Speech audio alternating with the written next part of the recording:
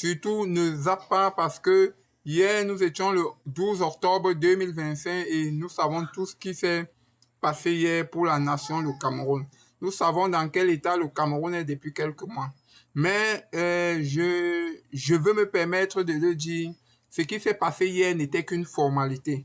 Parce que en réalité, une seule personne peut décider que, quel que soit ce que nous avons fait hier, quels que soient les combats, quelles que soient les personnes qu'on a arrêtées, quels que soient les véhicules ou les bagarres qu'il y a eu, ça ne représente rien.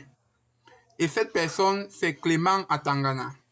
Mais avant d'arriver à Clément Atangana, je veux faire un comeback sur ce qui s'est passé il y a quelques semaines. Nous étions en pleine campagne et je t'invite mon frère, je t'invite ma soeur à écouter le professeur Jacques Famendongo pour comprendre exactement ce qui se passe réellement dans la nation Cameroun. Regarde un peu avec moi s'il te plaît. Il s'agit d'un binôme, grandeur et espérance. Attention, l'espérance, c'est pas l'espoir. L'espoir est prosaïque.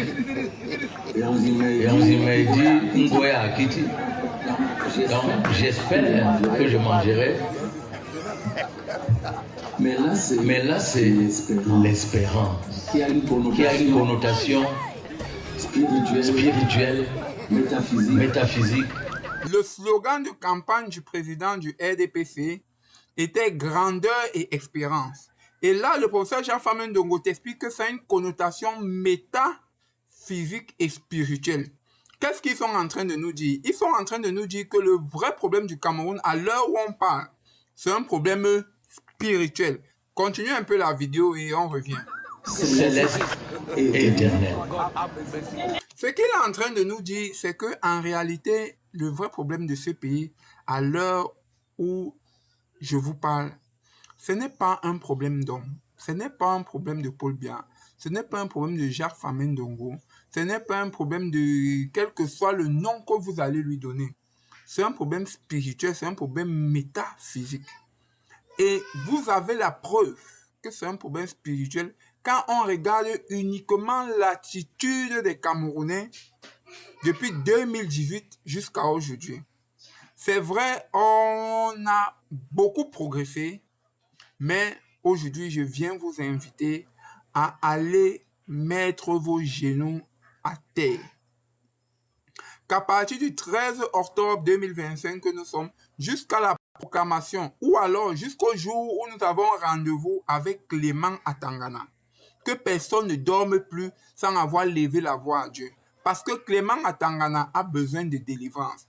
Parce que le Cameroun a besoin de délivrance. Parce que le Cameroun est dans une certaine captivité qui ne dit pas son nom. Et le vrai problème de ce pays, comme le professeur Jacques Famendongo nous l'a dit, c'est un problème spirituel. Sinon, comment expliquer qu'un homme à son âge, un homme de son état, un homme qui a atteint, je ne sais pas exactement quel est l'âge qu'il a, mais qu'il regarde froidement le peuple camerounais et qu'il n'ait pas peur de mentir ou qu'il n'ait pas peur de dire la vérité. Quel est le message qu'il nous laisse? Quel est le message en filigrane qu'on passe à la conscience collective camerounaise? Quel est le message qu'on passe en filigrane à la conscience collective mondiale concernant le Cameroun? Il faut comprendre quelque chose de fondamental. Le problème du Cameroun n'est pas un problème d'homme. Le professeur Jacques Famendongo vient de nous le démontrer. Le problème du Cameroun est un problème spirituel. Alors j'invite des frères, j'invite des sœurs, j'invite tous ceux qui sont assoiffés du changement ou alors ceux qui veulent au moins entendre la vérité et la voir. Allez mettre vos genoux au sol. Le terme espérance, comme le professeur Jacques Famendongo nous l'a dit, veut beaucoup dire. Veut extrêmement tout dire. Ce qui s'est passé hier n'était rien. C'est ce qui va se passer d'ici 2 semaines, tu sauras quelque chose. Et c'est maintenant que se prépare ce qui s'est passé il y a 2 semaines. Ils sont peut-être 10 000, 20 000 à avoir préparé cet événement depuis des années. Mais je crois que si 20 millions de Camerounais lèvent tous la voix et prient comme une seule personne, Dieu du haut de son trône dira: j'ai entendu les cris de mon peuple. C'est le moment pour vous de crier pour que Dieu entende vos cris.